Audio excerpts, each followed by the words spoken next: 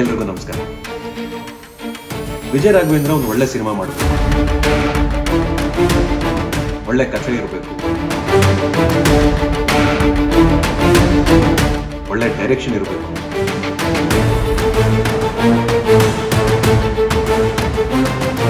Action ಚೆನ್ನಾಗಿರ್ಬೇಕು.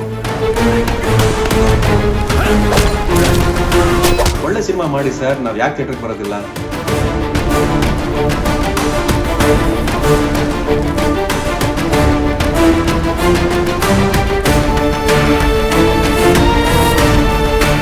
Cinema ಚೆನ್ನಾಗಿದೆ ಅಂತ ಯಾರಾದ್ರೂ ಹೇಳಿದ್ರೆ ನಾವು ಖಂಡಿತ ನಮ್ಮ ಫ್ಯಾಮಿಲಿ ಕರ್ಕೊಂಡು ಹೋಗಿ ಸಿನಿಮಾ ನೋಡ್ತೀವಿ.